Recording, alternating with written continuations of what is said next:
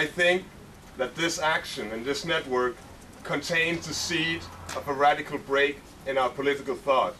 The reason I think this is because for the first time it has been possible to make a strong united stand on the climate politics, denouncing thoroughly the process of the UNFCCC and saying that it is bound to create disaster. The people participating in these networks come from many different political traditions.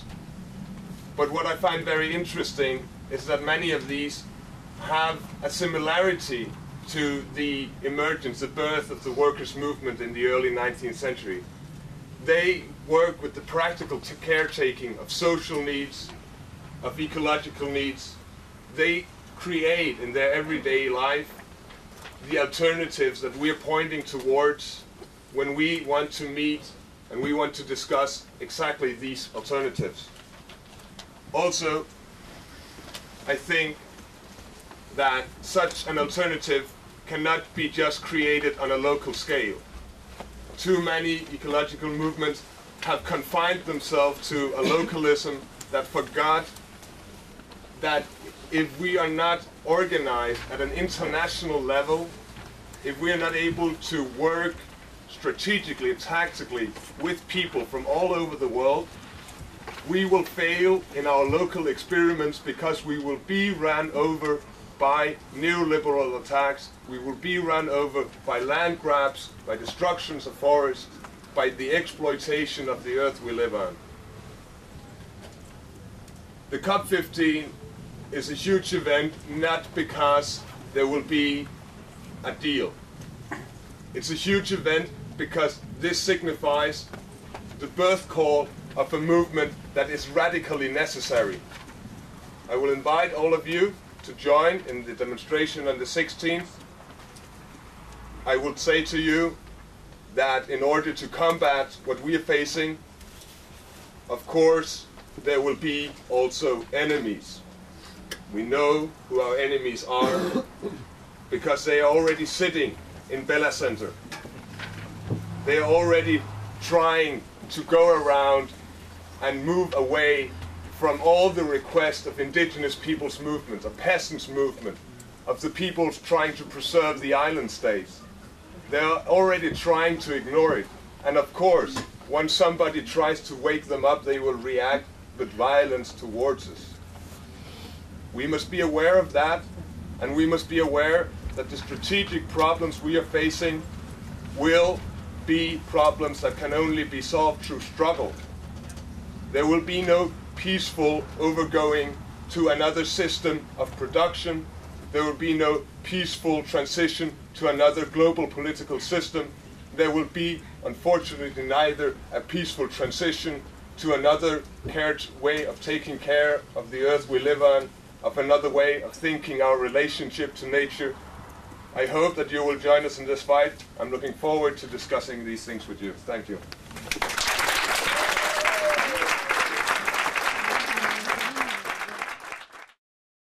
We are in the beginning of a crisis, the ecological crisis, whose most visible element, of course, is the climate change and global warming, which is without precedent in the history of humanity.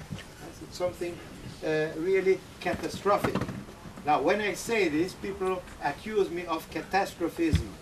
So we can say it's a disaster, okay, because there is no disastrism. But it's the same thing. Yeah? And it's a crisis, it's not local or partial, it's a crisis of the whole Western, capitalist, modern industrial civilization.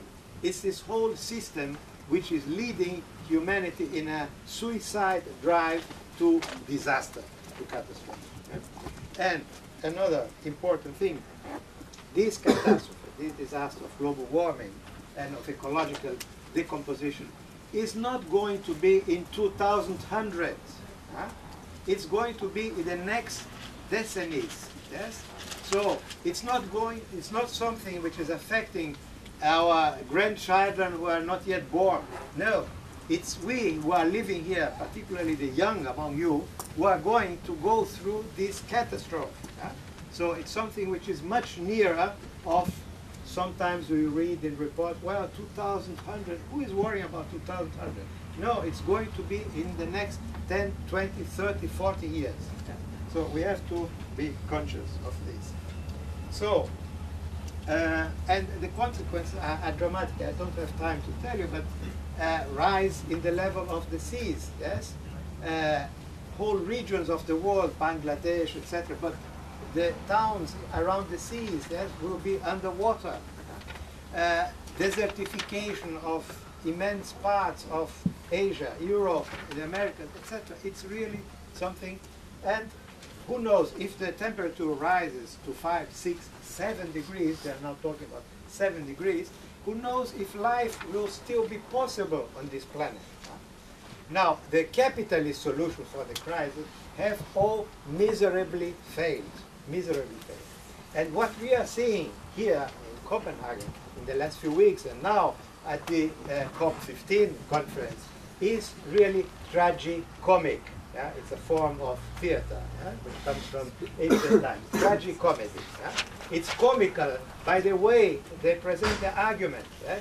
The government of the United States explains it's because China doesn't want to move. Yes, I can't do anything. And the Chinese say, since the United States are not moving, we can't do anything either. And the Europeans add, since the Chinese and the Americans don't do anything, we can't do anything either. Yeah? So it's completely ridiculous, but it's tragic, yeah? Because it's about the future of humanity on this planet. Eco-socialism is about property rights, collective property rights instead of private. It's about new sources of energy, solar energy instead of fossil, etc. New patterns of consumption, new ways of transport. But it's all of this together. Yeah? It's a new project of a new civilization. Yeah? An alternative civilization to the modern capitalist industrial civilization, which is leading us to disaster. So this new civilization, this eco-socialist civilization, will be based on other values, not competitiveness and accumulation of profit, but values of solidarity, yeah? Equality, democracy, participatory democracy, and respect for the environment, yeah? Respect for our mother nature. Yeah? So this requires that people decide together how to produce, what to produce, and how to consume. This is what we call democratic planning. Yeah? The decisions about what to produce and what to consume are not to be taken by the bankers, by the capitalists, by the ruling class. They have to be taken by the people themselves, democratically. Yeah? That's the basic idea of eco-socialism. Now, this is a vision, yeah? As Klaus said, this is a vision, this is a perspective, a strategic perspective, but we cannot wait. Yeah? We have to start the struggle here and now. And there are many important struggles going around in the world which are pointing towards this alternative, yeah? Towards this new civilization. Yeah? Struggles of the indigenous communities around the Amazonian forest to defend the forest as a common good, as a collective good of the indigenous peoples, yeah? Against multinationals, against capitalist destructors of the forest. Yeah? We have the indigenous communities in Canada struggling against the tar sand industry, which is destructive of the environment and of the way of life. Yeah? So all these struggles and many others, the struggles in the towns in Latin America for free public transportation, a very important demand. Yeah? So again, the idea of public service instead of the private cars, more and more and more private cars. Yeah? Public service which should be free and open to all. Right? So these struggles which exist, the struggles of the peasant movement, of Via Campesina all around the world against agro-capitalism for peasant agriculture. Yes? So these struggles are seeds, are elements pointing towards this new alternative civilization, yeah? Towards an eco-socialist perspective. Now, what we need, yes, of course, is to combine these struggles, to organize them in a big worldwide movement. Yes, as our young friend said, yeah, we need to have an internationalist strategy. Yeah? We have to bring together all these struggles and elements and movements to fight against our common enemies, which we know who they are. Yes, the World Trade Organization, the World Bank, the multinationals, the capitalist governments. Yes, so we know who our common enemies are. So we have to combine our efforts and combine our thinking also, to learn from each other, to learn from each other's experiences. We have a lot to learn from our comrades from the ecofeminist movement. We have a lot to learn from the indigenous communities in Latin America, for instance. Yeah? So we don't know everything. We are not people who have all the solutions in our pocket. Yes, we have to be open to learn from real struggles and real movements, popular movements, base movements, what to do, how to organize, how to struggle in order to change the world and to stop this disastrous course of the train of the capitalist civilization, which is leading humanity to suicide. We don't want this, and that's why we have to organize and fight. Thank you very much.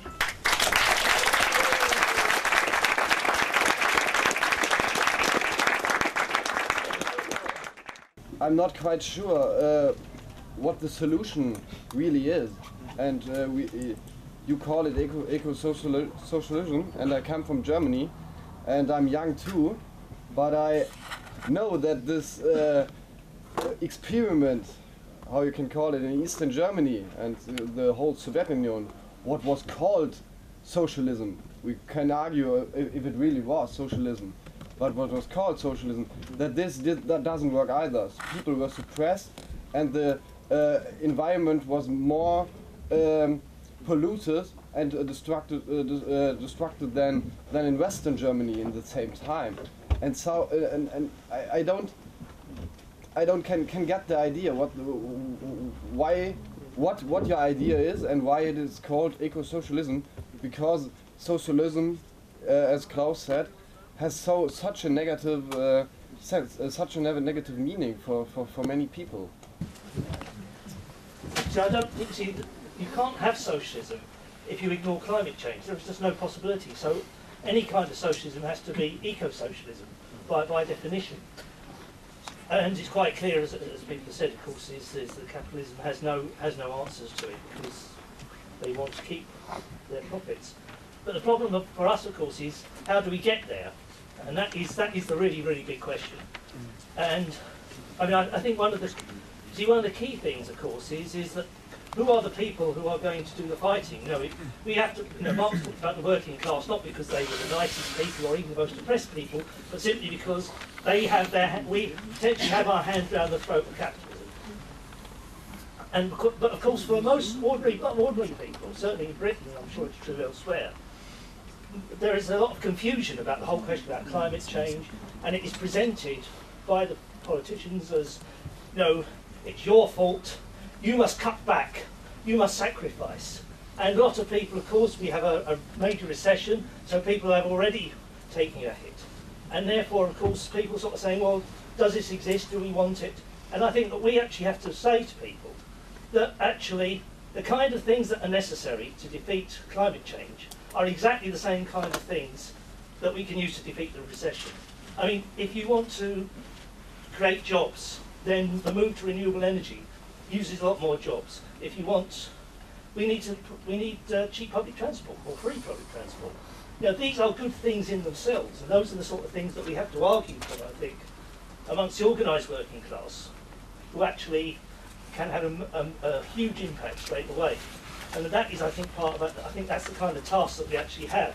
We have to go in and explain, because if people fight for things like free public transport and for new jobs, in doing that, then they start to begin to get this idea of a different vision. They maybe have a bit of control. And when people feel a bit of control, then all sorts of things are possible. And that's the way I think we can talk about a different kind of society. More please. Yes, I have a question that's maybe a little bit related to this one. So it's about how to combine the struggle against the economic crisis that we have today and the climate crisis. How to combine the struggle against the economic crisis and the climate crisis. You have very concrete examples. For example, there are a lot of fires in the car industry. So how do we relate? How do we, make that as people that we are in the same struggling and not struggling against each other? Good. One more question. Yes. Can I just give a comment also to my friend Roland, which I met on the bus the other day, and you made a comment on me. Hello, right, so it's nice to see you in the same meeting. You just mentioned about Norway, and we had this discussion on the bus, so I'll just continue it for a bit before I move to another point. It's true that in the 70s, when the Norwegian oil companies were formed, they were given a lot of social benefits for the welfare states and so on. But it's important to recognize that this was a product of working class struggle in the past that made a social democratic government in Norway do some beneficial things. Now, that very same state oil companies are involved in getting more oil in Brazil, in seeing new opportunities in the Arctic to extract more oil out of the companies. So I think that the idea that the Norwegian oil companies now, at this moment of time, is by any means a possible actor for climate change is just, I think it's delusional. I think it's not. I don't think they are either. It doesn't fit. It doesn't fit the fact at all. So this is why I think if there's any lessons from positive thing that we can take from the Norwegian experience, is the working class struggles from the past that made such a fight against Philips, the other multinational companies that tried to establish itself in the North Sea during the 70s possible, and so on. Just a final comment upon the general topic of the discussion, because I think it's very important that when we try to move to the question that our Danish friend was saying, which are the movements, which are the strategic actors, that we do begin with humanity, that we do begin with the planet, and with all sorts of actors. Because I think there's a tendencies for socialists when they talk about the working class, because the socialists like the word working class, it's so laden with history, it means so many different things, that we have to start off with humanity, and then we have to argue simply who has the power, who has the strategic way to do. It's not because working class as it is, trade unions as they necessarily are, that will lead us automatically. So there's no question of romanticizing the working class. It's simply soberly saying that how can we combine all our efforts in fighting climate change and fighting capitalism in a way within the short period of time that we have left for us that will really, really, really make a difference. And this is why I think that we need to look at the working class not as it necessarily is, nor its concept, but through the struggles of workers, doing those linkages between the local struggles that we see all over the globe. How do you see small-scale solutions versus small-scale solutions versus large-scale? Can a systemic crisis be met by localized and small-scale efforts? Your views on that? Now, how can we get eco-socialism is a larger way of putting the very question you raised. We have to look at what people have done historically and what they're doing today and criticize it. Oh, will this work here? Is this something I can use in my community? Or is that negative lesson something I can avoid? You know, is my effort, I want to win. We want to win. You know, we really want to pursue, just like we do in every other aspect of our lives, a kind of careful, planned action. I mean, that many of us are here because we're going to shut down the government, corporate effort to profit from selling our air, right? That's why most of us are here, and we know that that's going to have an impact in the world, right? So, I mean, that's a planned action of great import. And when I think of, I mean, we could do an exercise here if this was slightly a workshop more than we could do an exercise saying, really just answering your question, how can we boycott oil? And I'm sure we would come up with 30, 40, 50 really good, programmatic, implementable actions. For example, you know, I'm from Canada, and in Canada we don't ride bicycles. We hardly ever ride bicycles. We commute in cars and trucks, and it's absurd. There were 55 accidents on the big highway from my town to Toronto. It's about I don't know, 100 kilometers. There were 5 deaths. That's because the snow fell. The snow falls every year. I mean, it's a hell, right, in Canada compared to here. So one observation is, as has been mentioned by several people, free public transport. 70% of the people who use public transport in North America, the 2%, 70% of those are women, right? Public transport is a feminist issue. And can I move from that question to the broader issue of local versus global? I think we have to have all of the above. I think we have to have the waged worker, you know, the worker's conception, the idea that it's that the worker who has a wage is somehow more potentially revolutionary than the housewife without a wage. This is absurd. If we look at what's really happening in the world today, who is shutting down oil? Who is taking direct action? It is third world women, indigenous women, unwaged women. And I want to give a very good example. I was a bit upset a couple of years ago, and we kept hearing about food riots, food riots, food riots. There was a rage of so-called food riots. And I looked very carefully at the literature and the records of those. And it turns out that they weren't riots at all. They were a reenactment of the 1930s and 40s crop holdups, cocoa shutdowns, that broke the back of colonialism. French and British and Portuguese colonialism was eliminated by the cash crop holdups by women. And that was reenacted again in 07, 08, and 09. It's ongoing.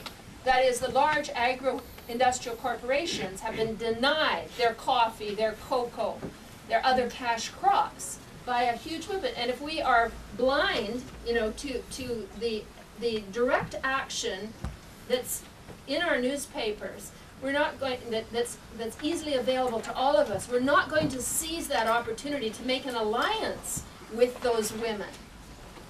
Do you see what I mean? So I think that, you know, I'm with everybody else here about the diversity, unity and diversity. Yes, wage workers. Yes, we know exactly who can shut down the oil industry because we've seen it again and again and again. It's oil workers and oil transport workers who do it, right? We know who can shut down the corporate food industry, right? It's happening right now. We can see it. We can make these alliances. I think we're doing it very rapidly in this meeting. Why socialist? I think this is an interesting question for me because obviously I did not live through the whole time of the Eastern Bloc. My political consciousness was mainly formed after the fall of the Berlin Wall with that in mind as the overall imposing picture of what socialism was. Nevertheless, I have nowhere else seen a conception of a society that was able to work with the direct involvement of the producers in the democratic deciding of how is production going to go on. I don't have a fetish about the name socialism nor about the name ecology. We could call it banana for all I care. But the basic components are the same that have been described in the working class movement since its outset, and they called it socialist. So we are talking about the producer's control of the production. We are talking about democratic decision-making in society. We're talking about an inclusion of the excluded elements of society in general, and I think that Teresa's contributions to this are very important. And I also want to say, when we're talking about socialism, socialism have historically made lots of misrecognitions and misconceptions of its revolutionary subject. In Marx, the revolutionary subject is the proletariat. So socialists, they read this, they understood it more or less, after the Russian Revolution, because of the specific aspects of what was the revolution in Russia. All right, we had peasants, they were like this, we had workers, they were like this. Everybody started copying in their mindset what happened in the Russian Revolution, saying, all right, so we have to focus only on the workers because they occupied this place in production? Yes, in Russia, a backward farm country in the beginning of the 19th century, but that is not the case today. We're talking about a proletariat, that is a revolutionary subject that is much wider than the revolutionary subject immediately at hand at a specific time in history in 1917. So obviously these are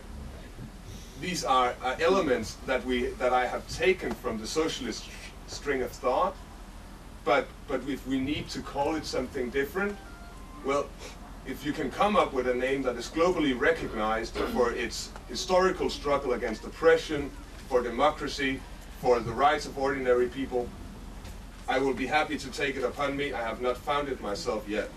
I'm a bit elder than he is, so I spent a considerable time of my life in Eastern Germany, in the Eastern Bloc, as you like, not my whole childhood, but a considerable time. So I have a personal experience respecting so-called socialism in the Eastern Bloc. And I'm still socialist. The basic problem in the so-called socialist countries of the Eastern Bloc have been that they were based generally on the same ideology like the capitalist societies, respecting productivism and consumism. And the reason was that the Stalinism had no proper idea what Marxist dialectics is. The general roughly said, they said, capitalism objectively respecting to Marx is a progressive formation in history. So every product of capitalism is objectively progressive because it's lifting the productive forces on a higher level. So the word of Khrushchev and the former General Secretary of the Russian Communist Party that we will speed up with capitalism and then pass by, it was completely rubbish from a Marxist point of view, because you can't build a society with the same instruments like the enemy. This is not possible. And this was the basic error in this kind of approach in the Eastern Bloc. The second point, which we come to another question, which was raised about jobs. I think the question, how could we create jobs? This is a big trap, nothing but a big trap. I ask you, is the goal of our life work? No. No, it isn't. So don't ask for jobs. Ask for needs. Ask for needs. We have to ask us, if we want to build an eco-socialist society, what needs we have in a society. We have to eat, we have to drink, we have to accommodate, and we need communication, and we need love.